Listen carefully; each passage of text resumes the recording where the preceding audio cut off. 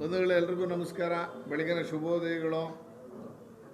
ಮೊನ್ನೆ ನಾವು 5ನೇ ತಾರೀಕು ಮೈಸೂರಿನ ಸರ್ವೆ ನಂಬರ್ 4 ಕುರ್ಬಾರಳ್ಳಿ ಗ್ರಾಮಕ್ಕೆ ಸಂಬಂಧಪಟ್ಟಂಗೆ 24 ಎಕರೆ 10 ಗುಂಟೆಯ ಅಗ್ರಿಮೆಂಟ್ ಆಗಿರೋದನ್ನು, ಸರ್ಕಾರದ ಜಮೀನು ಅಂತ ಇರೋದನ್ನು ಹೇಗೆ ಸೇಲ್ ಅಗ್ರಿಮೆಂಟ್ ರಿಜಿಸ್ಟರ್ ಮಾಡಿಕೊಟ್ರು ಅನ್ನುವಂಥ ಪತ್ರಿಕಾಗೋಷ್ಠಿಯನ್ನು 5ನೇ ತಾರೀಕು ತಮ್ಮೆದುರುಗಡೆ ಮಾಡಲಾಗಿತ್ತು. ಬಂಧುಗಳೇ, ಅವತ್ತಿನ ದಿವಸನೇ ಜಿಲ್ಲಾಧಿಕಾರಿಗಳಿಗೆ, ತಹಶೀಲ್ದಾರ್ ಅವರಿಗೆ ಎಲ್ಲರಿಗೂ ಆ ವಿಷಯವನ್ನು ಮನವರಿಕೆ ಆಗಿದ ನಂತರ ಆಶ್ಚರ್ಯಕರವಾದಂಥ ರೀತಿಯಲ್ಲಿ, ಅಂದರೆ 5ನೇ ತಾರೀಕು ನಾವು ಪತ್ರಿಕಾಗೋಷ್ಠಿ ಮಾಡಿದ್ದೀವಿ. 6ನೇ ತಾರೀಕು ಯಾವ ಸಬ್ ರಿಜಿಸ್ಟ್ರಾರ್ ಆಫೀಸಲ್ಲಿ ಸೇಲ್ ಅಗ್ರಿಮೆಂಟನ್ನು ರಿಜಿಸ್ಟರ್ ಮಾಡಿಕೊಟ್ಟಿದ್ರೋ ಆ ಸೇಲ್ ಅಗ್ರಿಮೆಂಟು ರದ್ದತಿಯನ್ನು ಮಾಡಿಕೊಂಡಿರುವಂಥ ಅಂಶವನ್ನು ಇವತ್ತು ತಮ್ಮ ಗಮನಕ್ಕೆ ತರ್ತಾ ಇದ್ದೀನಿ. ಅಂದರೆ ರದ್ದತಿ ಆದಂಥ ಅಗ್ರಿಮೆಂಟು 24 ಗಂಟೆ ಕಾಲದಲ್ಲಿ ಸರ್ಕಾರದ ಜಮೀನನ್ನು ನಾವು ವಾಪಸ್ಸು ಪಡ್ಕೊಂಡಿದ್ದೀವಿ ಅನ್ನುವಂಥ ರೀತಿಯಲ್ಲಿ ಅದೇ ಸಬ್ ರಿಜಿಸ್ಟ್ರಾರ್ ಆಫೀಸಲ್ಲಿ ಅದನ್ನು ಅಗ್ರಿಮೆಂಟನ್ನು ಕ್ಯಾನ್ಸಲನ್ನು ಮಾಡಿಕೊಂಡಿದ್ದಾರೆ. ಆ 2 ಕಾಪಿಗಳನ್ನು ತಮಗೆ ಕೊಡ್ತಾ ಇದ್ದೀನಿ. ಒಂದು, ಕಳೆದ ಡಿಸೆಂಬರ್ನಲ್ಲಿ ಅಗ್ರಿಮೆಂಟ್ ಮಾಡಿಕೊಂಡಿದ್ದು. 2ನೇದು, ಈಗ ಮೊನ್ನೆ ನಡೆದಂಥ 6ನೇ ತಾರೀಕು ಆ ರದ್ದತಿಯನ್ನು ಮಾಡಿರುವಂಥ 2 ಕಾಪಿಗಳನ್ನು ತಮಗೀಗ ಕೊಡುವಂಥ ಕೆಲಸವನ್ನು ಮಾಡಿದ್ದೀನಿ. ಮೊದಲನೇದಾಗಿ, ಸರ್ಕಾರದ ಜಮೀನನ್ನು ಉಳಿಸುವಂಥ ರೀತಿಯಲ್ಲಿ ಇದನ್ನು ಗಂಭೀರವಾಗಿ ಪರಿಗಣಿಸಿರುವಂಥ ಜಿಲ್ಲಾ ಮಂತ್ರಿಗೆ ಮತ್ತು ಜಿಲ್ಲಾಡಳಿತಕ್ಕೆ ನಾನು ಈ ಸಂದರ್ಭದಲ್ಲಿ ಧನ್ಯವಾದವನ್ನು ಪ್ರಾರಂಭದಲ್ಲಿ ಅರ್ಪಿಸ್ತೀನಿ. ಜಿಲ್ಲಾಧಿಕಾರಿಗಳಿಗೆ ತಪ್ಪು ಅಂತಾಗಿದೆ, ಅದಾದಮೇಲೆ ಅವರು ಕರೆದು ಮಾತಾಡಿದ್ದಾರೆ ಅಂತ ಆಗಿದೆ. ಈಗ ಅದನ್ನು ರದ್ದತಿ ಮಾಡುವಂಥ, ರಿವರ್ಸ್ ಮಾಡುವಂಥ ಕೆಲಸವನ್ನು ಮಾಡಿರೋದನ್ನು ಈ ಸಂದರ್ಭದಲ್ಲಿ ನಾನು ಅವರಿಗೆ ಧನ್ಯವಾದವನ್ನು ಅರ್ಪಿಸ್ತೀನಿ. ಮಾಧ್ಯಮದ ನಿಮ್ಮೆಲ್ಲರಿಗೂ ನಾನು ಹೃತ್ಪೂರ್ವಕವಾದಂಥ ಕೃತಜ್ಞತೆಯನ್ನು, ನಮಸ್ಕಾರವನ್ನು ಅರ್ಪಿಸ್ತೀನಿ. ಬಂಧುಗಳೇ, ಏನು ಅಂತ ಹೇಳಿದ್ರೆ, ನಾನು ಏನೇ ಪ್ರೆಸ್ ಮಾಡಬಹುದು, ಮಾಧ್ಯಮದಲ್ಲಿ ಅದರ ತೀಕ್ಷ್ಣವಾಗಿ ಬಂದಿರುವಂಥ ಕಾರಣಕ್ಕೆ, ಅದು ತೀಕ್ಷ್ಣ ರೂಪ ಪಡ್ಕೊಂಡಿದ್ದ ಕಾರಣಕ್ಕೆ ಇವತ್ತು ಸರ್ಕಾರದ ಆಸ್ತಿ ಸರ್ಕಾರಕ್ಕೆ ಉಳಿಸುವಂಥ ನಿಟ್ಟಿನಲ್ಲಿ ಒಂದು ಹೆಜ್ಜೆ ಮುಂದಿಟ್ಟಿದ್ದಾರೆ ಅಂತ ಹೇಳಕ್ಕೆ ಬಯಸ್ತೀನಿ. ನೋಡಿ, ನಿಮಗೆ ಕೊಟ್ಟಿರುವಂಥ ಸೇಲ್ ಅಗ್ರಿಮೆಂಟ್, ಅವತ್ತು ಮಾಡಿಕೊಂಡಿರುವ ಸೇಲ್ ಅಗ್ರಿಮೆಂಟ್ ಕಾಪಿಯಲ್ಲಿ ಅವತ್ತು ಈಗ ಕೊಟ್ಟಿದ್ದೀನಿ ನಿಮ್ಮ ಹತ್ರ. ಅವತ್ತು ಯಾರ್ದು ಅವ್ರದ್ದು ಜಮೀನೇ ಅಲ್ವೋ, ಸರ್ಕಾರದ ಜಮೀನೇ ಅವ್ರದ್ದಲ್ವೋ, ಅವ್ರು ಅಷ್ಟೂ ಜನ ಕೂತ್ಕೊಂಡು ಈ ಒಂದು ಅಗ್ರಿಮೆಂಟನ್ನು ನಿಮಗೆ ಕೊಟ್ಟಿರುವಂಥ 12/12/2025 ಅಗ್ರಿಮೆಂಟಲ್ಲಿ ಇಡೀ ಕುಟುಂಬಸ್ಥರು ಬಂದು ಸೈನ್ ಹಾಕಿ ಹೋಗಿರುವಂಥ ಕಾಪಿಯನ್ನು ನಿಮ್ಮ ಮುಂದೆ ಕೊಟ್ಟಿದ್ದೀನಿ. 12/12/2025ಕ್ಕೆ ಅವರದಲ್ಲದ ಜಮೀನಿಗೆ ಅವ್ರು ನಾವೇ ವಾರಸ್ದಾರರು ಅಂತ ಹೇಳಿ ಮಾಡಿ ಅಗ್ರಿಮೆಂಟನ್ನು ಮಾಡಿಕೊಟ್ಟಿರುವಂಥ ಪ್ರತಿ. ಈಗ ಎಷ್ಟು ತರಾತುರಿಲಿ ಅಗ್ರಿಮೆಂಟ್ ಕ್ಯಾನ್ಸಲ್ ಆಗಿದೆ ಅಂತಂದರೆ 2ನೇ ಪ್ರತಿಯನ್ನು ತಮ್ಮ ಹತ್ರ ಕೊಟ್ಟಿದ್ದೀನಿ. ಆ ಪ್ರತಿಯಲ್ಲಿ ಏನಾಗಿದೆ ಅಂತಂದರೆ, ಅಗ್ರಿಮೆಂಟ್ ಮಾಡ್ಕೋಬೇಕಾದ್ರೆ ಇಡೀ ಕುಟುಂಬಸ್ಥರು ಬಂದು ಅಗ್ರಿಮೆಂಟನ್ನು ಮಾಡಿಕೊಟ್ಟಿದ್ದಾರೆ. ಈಗ ಸೇಲ್ ಏನು ರದ್ದತಿ ಅಂತ ಆಗಿದೆ, ಇದಕ್ಕೆ ಒಬ್ಬನೇ ಒಬ್ಬ ಸೈನ್ ಮಾಡಿ ಎಲ್ಲರ ಪರವಾಗಿ ನಾನು ಇದನ್ನು ಕೇಸನ್ನು ನಾನು ವಾಪಸ್ ತಗೊಂಡಿದ್ದೀನಿ ಅನ್ನುವಂಥದ್ದನ್ನು ಮಾಡಿದ್ದಾರೆ. ಅಂದರೆ ಇದು ಇನ್ನೂ ಕಾನೂನಾತ್ಮಕವಾಗಿ ಎಷ್ಟು ಮಟ್ಟಕ್ಕೆ ಸರಿ ನಂಗೆ ಗೊತ್ತಿಲ್ಲ ಇನ್ನೂ. ಆದರೆ ಯಾಕೆ ಒಂದು ಹೆಜ್ಜೆ ಮುಂದಿಟ್ಟಿದ್ದಾರೆ ಅಂತ ಹೇಳಿದ್ರೆ ಇನ್ನೂ ನಂಗೆ ಸಮಾಧಾನ ಆಗಿಲ್ಲ. ಇದರ ಪ್ರಕಾರ 11 ಜನನೋ 14 ಜನನೋ ಆ ಕಾಪಿಯಲ್ಲಿ ಸೈನ್ ಹಾಕಿದ್ರೆ, ಈಗ ಇದಕ್ಕೆ ಪ್ರಶಾಂತ್ ಉಚ್ಚಿಲ್ ಅನ್ನುವಂಥವರು ಒಬ್ಬರು ಸೈನ್ ಹಾಕಿದ್ದಾರೆ. ಇದಕ್ಕೆ ಪ್ರಶಾಂತ್ ಉಚ್ಚಿಲ್ಗೆ ಎಲ್ಲರೂ GPA ಕೊಟ್ಟಿದ್ದಾರ. ನಾನು ಮಾಡಿರೋದು 5ನೇ ತಾರೀಕು, 6ನೇ ತಾರೀಕಿಗೆ ಇದು ಏನು ಸೇಲ್ ಅಗ್ರಿಮೆಂಟು ಕ್ಯಾನ್ಸಲ್ ಆಗುವಂಥ ಪತ್ರ ರೆಡಿ ಆಗುತ್ತೆ. 7ನೇ ತಾರೀಕು ಇದು ರಿಜಿಸ್ಟರ್ ಆಗುತ್ತೆ. ಅಂದರೆ ಒಂದೇ ದಿವಸದಲ್ಲಿ ಎಲ್ಲರೂ ಸೇರಿಕೊಂಡು ಇದನ್ನು ಕೊಟ್ಟಿದ್ದಾರಾ ಅನ್ನುವಂಥ ಅನುಮಾನ ಈಗ ನನ್ನ ಹತ್ರ ಕಾಡಲಿಕ್ಕೆ ಶುರು ಆಗಿದೆ. ಒಂದಿದು.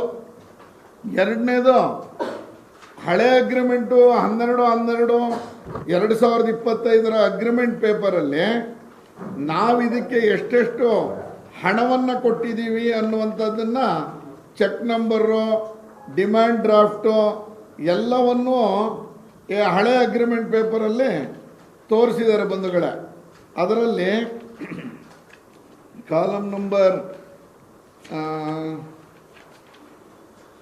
ಇದರಲ್ಲಿ ಹಳೆ ಕಾಲಮ್ ನಂಬರ್ 9 ಇದರಲ್ಲಿ ಒಂದಿದೆ. ಇದರಲ್ಲಿ ಏನು ಹೇಳ್ತಾರೆ, 4,75,00,000ಕ್ಕೆ ನಾವು ಮಾಡ್ಕೊಂಡಿದ್ದೀವಿ, 50 ಲಕ್ಷದ ಚೆಕ್ಕನ್ನು ಕೊಟ್ಟಿದ್ದೀವಿ ಎನ್ನುವಂಥದ್ದನ್ನು 1, 2, 3, 4, 5 50 ಲಕ್ಷದ ಚೆಕ್ಕು, 2,25,00,000 ಡಿಮ್ಯಾಂಡ್ ಡ್ರಾಫ್ಟನ್ನು ಕೊಟ್ಟಿದ್ದೀವಿ ಅಂತ 12/12/2025 ಅಗ್ರಿಮೆಂಟಲ್ಲೇ ಯಾರ್ಯಾರು ಕೊಟ್ಟಿದ್ದೀವಿ, ಯಾವ ಚೆಕ್ ನಂಬರು, ಯಾವ ಬ್ರ್ಯಾಂಚು ಅಂತೆಲ್ಲ ಕೊಟ್ಟಿದ್ದಾರೆ.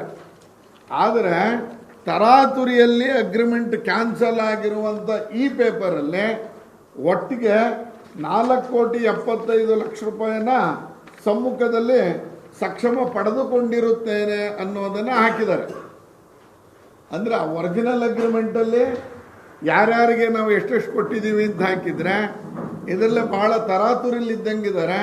4,75,00,000 ರೂಪಾಯಿನ ತೊಗೊಂಡ್ಬಿಟ್ಟಿದ್ದೀನಿ ಅಂತ ಹೇಳಿದ್ದಾರೆ. ನಮ್ಮೆಲ್ರಿಗೂ ಗೊತ್ತಿದೆ, ಇನ್ಕಮ್ ಟ್ಯಾಕ್ಸು, ED ಆ್ಯಕ್ಟು, ಯಾವ ಹಣಕಾಸಿನ ವ್ಯವಹಾರವು ಎಷ್ಟು ದೊಡ್ಡ ಮೊತ್ತಕ್ಕೆ ಕಣ್ಣೆದುರುಗಡೆ ಆಗ್ಲಿಕ್ಕೆ ಬರೋಲ್ಲ. ಇದು ಎಲ್ಲೂ ಡಿಮ್ಯಾಂಡ್ ಡ್ರಾಫ್ಟು ಮತ್ತೊಂದು ಮಗದೊಂದು ತೋರಿಸಿಲ್ಲ.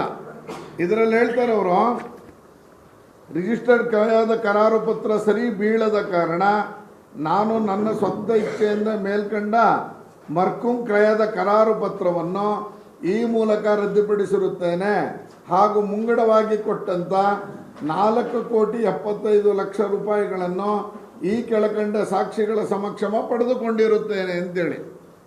ಅಂದರೆ ಇದರಲ್ಲಿ ಮತ್ತೆ ನನಗೆ ಅನುಮಾನದ ವಾಸನೆ ಕಾಣ್ತಾ ಇದೆ.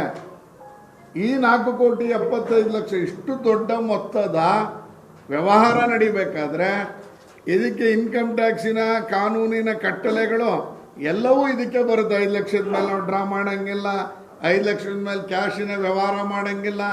ಇದೆಲ್ಲದನ್ನು ಇದ್ರೂ 4,75,00,000 ಏಕ್ದಮ್ ನಾನು ಇದನ್ನು ಪಡ್ಕೊಂಡಿದ್ದೀನಿ ಅನ್ನುವಂಥ ಅಗ್ರಿಮೆಂಟಿನ ಕಾಪಿಯನ್ನು ಇದರಲ್ಲಿ ಕೊಟ್ಟಿರೋದನ್ನು ತಮ್ಮ ಮುಂದೆ ಕೊಡ್ತಾ ಇದ್ದೀನಿ ಬಂಧುಗಳೇ. ಇದು ಯಾಕೆ ಇಷ್ಟೊಂದು ಅನುಮಾನ ಅಂತಂದರೆ, ಈಗ ನೋಡಿ 24 ಎಕರೆ 10 ಕುಂಟೆ ಅದನ್ನು ಸೈಟಾಗಿ ಮಾಡ್ತಾ ಹೊರಟಿದ್ರ, ಲೇಔಟ್ ಮಾಡೋಕ್ಕೆ ಹೊರಟಿದ್ರ, ಎಜುಕೇಷನ್ ಇನ್ಸ್ಟಿಟ್ಯೂಷನ್ ಮಾಡೋಕ್ಕೆ ಹೊರಟಿದ್ರ ಗೊತ್ತಿಲ್ಲ ನನಗೆ. ಆದರೆ ಸುಮ್ಮನೆ ಅಂದಾಜು ಪ್ರಕಾರ ನಾನವತ್ತು ನಿಮ್ಮ ಹತ್ರ ಪತ್ರಿಕಾಗೋಷ್ಠಿ ಮಾಡಬೇಕಾದ್ರೆ ನನಗನ್ಸುತ್ತೆ ನಾನೊಂದು ಸುಳ್ಳು ಹೇಳ್ಬಿಟ್ಟಿದ್ದೆ ಅಂತ. ಏನಪ್ಪ ಸುಳ್ಳು ಅಂದರೆ, ಅವತ್ತಿನ ಮೌಲ್ಯ 200 ಕೋಟಿ ಅಂತ ಹೇಳ್ಬಿಟ್ಟಿದ್ದೆ. ಆದರೆ ಈಗ 10,000 ರೂಪಾಯಿ ಹಿಂಗೆ ಲೆಕ್ಕ ಹಾಕಿದ್ರೆ ನಾವು ಪ್ರತಿಯೊಂದು ಎಕರೆಗೆ 43 ಕೋಟಿ ರೂಪಾಯಿ ಆಗುತ್ತೆ. ಅದರ ಪ್ರಕಾರ 24 ಎಕರೆಗೆ ಲೆಕ್ಕ ಹಾಕೊಳ್ಳಿ ಬಂಧುಗಳೇ, ಸುಮಾರು 900 ಕೋಟಿ ರೂಪಾಯಿಗೂ ಹೆಚ್ಚಿನ ವ್ಯವಹಾರ. ಅಂದರೆ ನಾನೇ ನನ್ನ ಅರಿವಿಲ್ಲದೆ 200 ಕೋಟಿ ಅಂತ ಹೇಳಿದ್ದೆ. ಈಗಿನ ಪ್ರಕಾರ ನೋಡಿದ್ರೆ ಇದು 24 ಎಕರೆ 10 ಕುಂಟೆ 10,000 ರೂಪಾಯಿ ಥರ ಮೌಲ್ಯ ನಾವು ಚದರಡಿಗೆ ಇಟ್ಕೊಂಡ್ರು ಇದರ ಮೌಲ್ಯವನ್ನು ಅಂದಾಜು ಮಾಡ್ಕೊಳ್ಳಿ. ಅಂದರೆ ಇಷ್ಟು ದೊಡ್ಡ ರೀತಿಯಲ್ಲಿ ಮೈಸೂರು ನಗರದ ಒಳಗಡೆ, ಚಾಮುಂಡಿ ಬೆಟ್ಟದ ಕೆಳಗಡೆ, ಮುಖ್ಯಮಂತ್ರಿಗಳ ಮೂಗಿನ ನೇರಕ್ಕೆ ಜಿಲ್ಲಾ ಮಂತ್ರಿಗಳು ಇರುವಂಥ ಈ ಊರಿನಲ್ಲಿ ಎಷ್ಟು ದೊಡ್ಡ ಅಕ್ರಮ ನಡೆಯಕ್ಕೆ ಹೊರಟಿತ್ತು. ಆದರೆ ಈಗೆಲ್ಲ ಏನಾದರೂ ಸಮಾಧಾನ ಆಗಿದೆಯಾ ಅಂತಂದರೆ, ಇದನ್ನೇನಾದರೂ ಕಾನೂನಿನ ಒಳಗಡೆ ಅವರು ಹೋಗಿ ಕಾನೂನಿನ ಲಾಭವನ್ನು ಮಾಡಿಕೊಡುವ ದೃಷ್ಟಿಯಿಂದ ಈ ಥರ ಏನಾದ್ರು ಸೇಲ್ ಅಗ್ರಿಮೆಂಟ್ ಮಾಡ್ಕೊಂಡ್ಬಿಟ್ಟಿದಾರಾ ಗೊತ್ತಿಲ್ಲ ನಮಗೆ. ಇದನ್ನು ಅವನಿಗೇನಾದರೂ ಅನುಕೂಲ ಮಾಡಿಕೊಡಕ್ಕೆ ಹೋಗಿ, ನನಗೆ ತೃಪ್ತಿ ಪಡಿಸೋಕ್ಕೆ ಹೋಗಿ ಸೇಲ್ ಅಗ್ರಿಮೆಂಟನ್ನು ಕ್ಯಾನ್ಸಲ್ ಮಾಡಿಕೊಂಡು ಅವನಿಗೇನಾದರೂ ಅನುಕೂಲ ಮಾಡೋಕ್ಕೆ ಹೋಗಿದಾರಾ, ಕೋರ್ಟ್ಗೆ ಹೋಗಕ್ಕೆ ಹೋಗಿದಾರಾ ಗೊತ್ತಿಲ್ಲ. ಇದ್ರ ಮೇಲೆ ಕಾನೂನು ಕ್ರಮ ಆಗಿದೆಯಾ? ಹಂಗಾದ್ರೆ ಯಾರು ಇದನ್ನು ಸೇಲ್ ಮಾಡಿ ಕೊಟ್ಟಿದ್ದೀನಿ ಅಂತ ಹೇಳಿದಾನಲ್ಲ, ಅವನನ್ನು ಕರೆಸಿದ್ರಲ್ಲ ನಮ್ಮನ್ನು ಸೈನ್ ಹಾಕ್ಸ್ಕೊಳ್ಳೋಕ್ಕೆ, ಅವನನ್ನು ಯಾಕೆ ಅರೆಸ್ಟ್ ಮಾಡಲಿಲ್ಲ? ಯಾಕೆ ಕಾನೂನಿನ ಕ್ರಮಕ್ಕೆ ಒಳಪಡಿಸಿಲ್ಲ? ಅವನನ್ನು ಮೈಸೂರಿಗೆ ಕರೆಸ್ಕೊಂಡಿದ್ದೀರಿ, ಅಗ್ರಿಮೆಂಟ್ ಕ್ಯಾನ್ಸಲ್ ಮಾಡ್ಕೊಂಡಿದ್ದೀರಿ, ಅವನು ಮಾಡ್ಕೊಡಕ್ಕೆ ಅವನಿಗೆ ಅರ್ಹತೆ ಇಲ್ಲ ಅಂತ ಆದಮೇಲೆ ಅವನನ್ನು ಕರೆಸಿ ಸೇಲ್ ಅಗ್ರಿಮೆಂಟನ್ನು ಕ್ಯಾನ್ಸಲ್ ಮಾಡ್ಕೊಂಡಿದ್ದೀರಿ. ಆಯಿತು, ಟೆಕ್ನಿಕಲಿ ಮಾಡ್ಕೊಂಡಿದ್ದೀವಿ ಅಂತ ಇರಬಹುದು, ಅರೆಸ್ಟ್ ಯಾಕೆ ಮಾಡಲಿಲ್ಲ ಅದಾದಮೇಲೆ? ನೋಡಿ, ಮೈಸೂರಿನಲ್ಲಿ 3 ಪ್ರಕರಣಗಳಿಗೂ ಇದೇ ಥರ ಆಗಿದೆ. ಒಂದು, ಈಗ 24 ಎಕರೆ 10 ಗುಂಟೆಯ ಇದಕ್ಕಿನ್ನೂ ಕಾನೂನಿನ ಕ್ರಮ ಆಗಿಲ್ಲ. ಇದಕ್ಕೆ ಯಾಕೆ RTCಯಲ್ಲಿ ಅವರ ಹೆಸರನ್ನು ಮುಂದೆ ಅವರ ಹೆಸರೇ ಯಾಕೆ ಕೂರಿಸಿದ್ದಾರೆ ನೋಡಿ. ನಿಮ್ಗೆ ಇನ್ನೊಂದು ಕಾಪಿ ತೋರಿಸ್ತೀನಿ ನಾನು. ಆ ಏನು ವೆಬ್ಸೈಟನ್ನು ಓಪನ್ ಮಾಡಿದ್ರೆ ಆ ವೆಬ್ಸೈಟಲ್ಲಿ ಸರ್ಕಾರದ ಜಮೀನು ಅನ್ನುವಂಥದ್ದು ಎಲ್ಲ ಕಡೆ ಅದನ್ನು ಸರ್ವೆ ನಂಬರ್ 4 ಸರ್ಕಾರದ ಜಮೀನು ಅಂತ ಅದರಲ್ಲಿ ಬರುತ್ತೆ ಬಂಧುಗಳೇ.